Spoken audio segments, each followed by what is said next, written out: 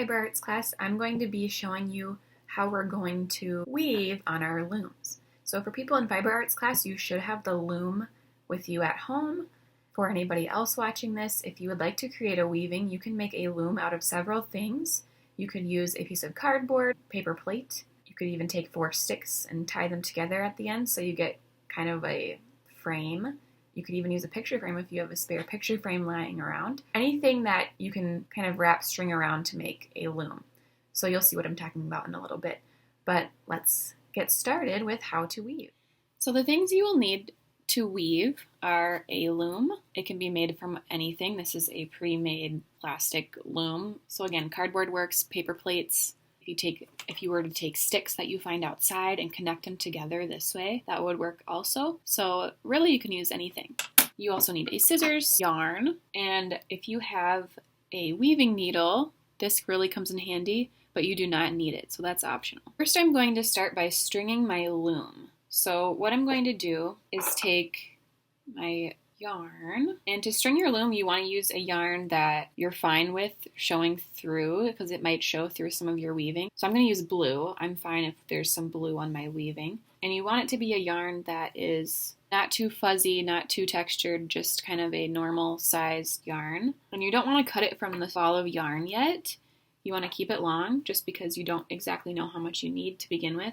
So just unravel a bit, and to start on this loom, we're just going to kind of figure out how wide you're going to want your weaving to be. I want mine to be almost the whole length of this. So I'm going to start right here, and I'm just going to tie it to the actual loom with a double knot. And I'm going to keep that part at the bottom. And then I'm going to just start stringing my loom. So I'm going to go straight across, come over this way, and I'm just going to wrap around that first peg right there. Wrap around that closest peg on the bottom where I tied it to begin with. Come back up, go to the next peg, wrap around it. Come down, wrap around the peg, and keep going.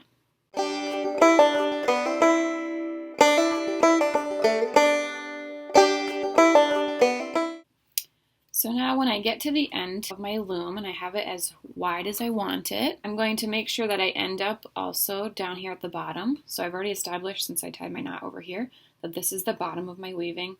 This is going to be the top, but I want to make sure that I end up at the bottom here. And I'm going to cut, and I'm going to again tie it back around the loom so that it stays. So I wrapped it around the back of the loom, and I'm just going to tie it to this nearest string. So this is actually called warping the loom. So when you're looking at a weaving, the vertical strands are always called the warp, and then the yarn or the string that you're going to weave in horizontally is called the weft. Some technical terms, some vocabulary you can impress people with. But now we're ready to start weaving. If you were going to use something else for your loom, like say a flat piece of cardboard, what you would do is cut with the scissors, cut notches around the edges, the top and the bottom, and then just take your string and wrap it around and over until you get as many as you need, and then you just tie it off. So it's kind of similar to this, but you're wrapping from the front of it around to the back. Same with if you were using a paper plate or any other materials like those. So I've gone ahead and cut some long pieces of yarn. They're not super long, but they're pretty long, so they allow me to do multiple rows without having to add on more. I'm going to start with pink, but I do have 2 other colors cut. And remember with this is kind of where, once you know how to do it, it's really up to you what it looks like. You can create your own pattern with it. You can use whatever kind of textures you want with the yarn. You can really have a lot of fun with this. So it's really just knowing how to start it out. Now I'm going to use a weaving needle. If you don't have a weaving needle, you can just take the yarn and thread it through with your fingers. Works perfectly fine. So I'm going to thread my needle. This is called the eye of the needle, and usually it's a little bit bigger so that you can fit your thicker yarn through. Now I'm not going to tie it or anything. I'm just going to let it kind of hang. You want a little bit of a tail there, and you need to make sure that you're holding on to it when you're pulling it through especially, just so that it doesn't fall off. Now with the needle, since it's so long, I'm going to show you a little trick that will help it go a little bit quicker while you're weaving. Now, since my warp threads are so close together, if I were just weaving this with my fingers, it might take me a long time to weave over and under, over and under, over and under all of those threads. If you're using a weaving needle with your string attached, you can do this technique. If you don't have the weaving needle, it might help you if you have maybe some sort of pencil, maybe a popsicle stick, something that you can kind of pre-weave through, and then all you have to do is pull your yarn through. It goes by so much quicker. So I'll show you what I mean. I do have my weaving needle threaded, so my motion when I'm weaving, I'm going to be going over and under all of these warp threads. So I'm going to be taking the needle and going over and under all of these threads. So now that I have that pushed all the way through, since my yarn is attached, all I'm going to do is pull it through and it's just going to weave the whole row automatically. But if you are using a pencil, you can kind of pre-weave it through there and just open up the space. Then all you have to do is take your yarn and pull it through there with your hands so that it weaves one row all at the same time. So I'll show you what that looks like with the weaving needle. So I'm just pulling that through. If you are using something else to open that up, just use your fingers to pull it all the way through if possible. And again, as I'm pulling it, if I were to keep pulling this, it's going to come off my needle. So you want to make sure that you're holding on to it as you're pulling it through. Now, I have all of this extra yarn that I cut at the end, so I'm going to make sure I keep pulling it until I'm almost at the end. Leave a little tail so that you can tie it in the back later. So I'm going to leave about that much at the end. And I'm not going to push it all the way up to the top just because I'm going to end up attaching some sort of stick or dowel at the top so that it can hang up. So I need some space right there. So I'm leaving about an inch, a little less than an inch at the top. Now you can continue to your next row. So you're going to do the same exact thing, but you want it to be the opposite from what you did before. That way you get that kind of interwoven look. So in order to connect it all together and make sure that it stays and that it's actually woven, you're doing the opposite. So I look at what I just did in the row before, and I ended it by going over that warp thread. Remember, the warp thread is the blue vertical strands. So I ended it by going over that, so I'm going to do the opposite, and I'm going to go under. And then I'm going to follow that pattern. So under, over.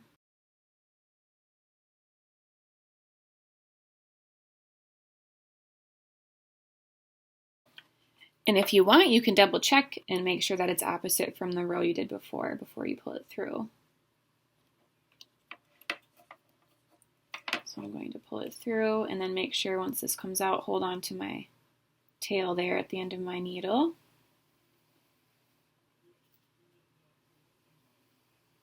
So if I did this correctly, I'm not going to pull too tight. My yarn at the end here should be wrapped around the edge. What I'm going to do is pull this up, and I'm going to use my needle actually to just kind of push everything up. If you have like a plastic fork, that might work really well actually, or like a comb. Otherwise you can just use your needle, or you can even still use your fingers. So you're going to continue with that until you get to either the end of your yarn or you get to where you want to start a different color, start a pattern. There are also different ways you can make patterns. So we've been going over and under every other one. You could go over and under every two. So go under two, over two, under two, over two each time. You could even try doing 3 if you wanted and then alternate for each row. That would make a different pattern. So experiment with that. If it turns out you don't like it, you can always undo it and try something else. So I'm just going to continue my weaving.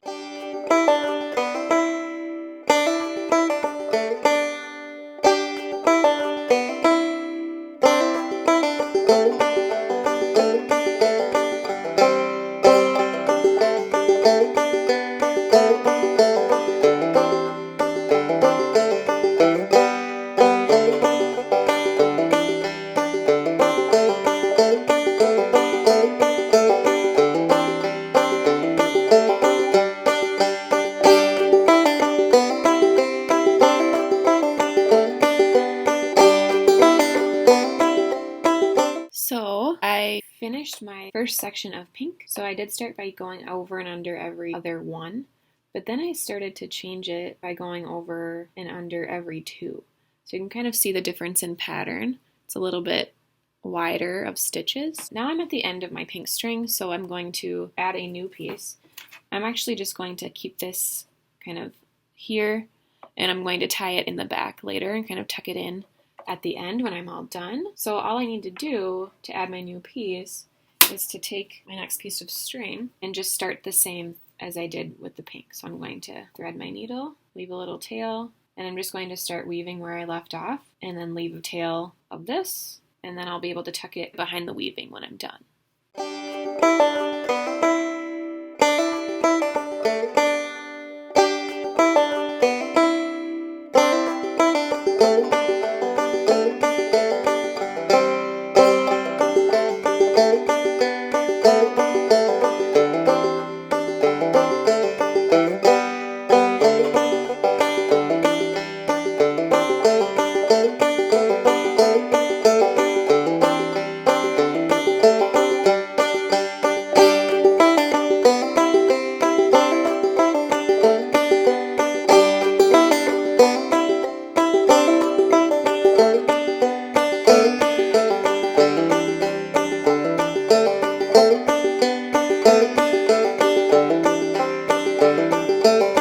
So I'm done with the weaving part of my wall hanging.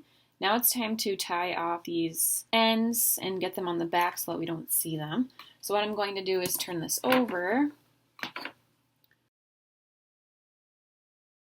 And now, if your tails are actually long enough, what you can do, take 2 from each side and tie them in the middle, and not too tight because you don't want to squeeze your weaving together, but just tying them and then trimming the ends.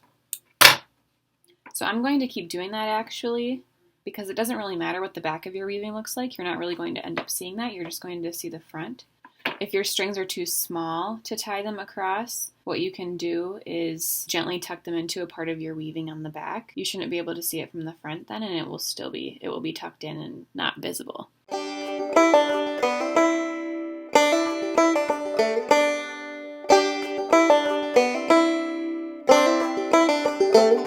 So now I have a nice clean weaving. You can see I did weave in some different patterns. Now, no matter what pattern you made or what you created, you want to make sure that you leave a space because you're going to have to take this off of the loom and tie it all off. And you want to make sure that there's enough string left for you to tie it off. So I'm just going to cut the very bottom of these warp threads. I'm going to take them off of the pegs one by one, and I'm going to tie them off. You want to make sure that you're taking one from the front and one from the back and tying it, and that will kind of hold that pink yarn in place, that last row of your weaving. So make sure you're taking one from the front, one from the back, and then do the same thing for the next one. So I'm going to take off my next loop. So there's one coming from the front and one coming from behind, and I'm going to tie those two. Still, I'm not tying these very tight, just very loosely so I don't scrunch up my weaving.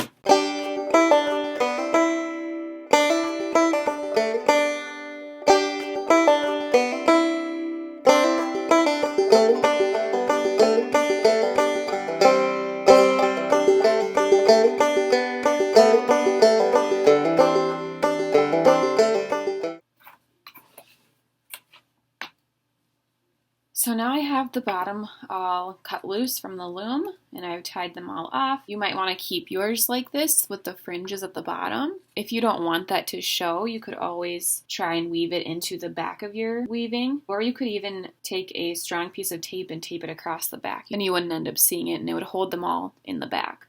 So I'm actually going to weave mine into the back so you can't see them, and then I'm going to add some other decorations to the bottom that are hanging. Right now, I want to show you how to take it off the top because it's going to feel like it's ready to take off of the loom. So right now, I don't have any wooden dowels, but I do have a wooden knitting needle that I'm just going to use temporarily until I actually get a wooden dowel or a stick. But all I'm going to do is one by one take these off the loops.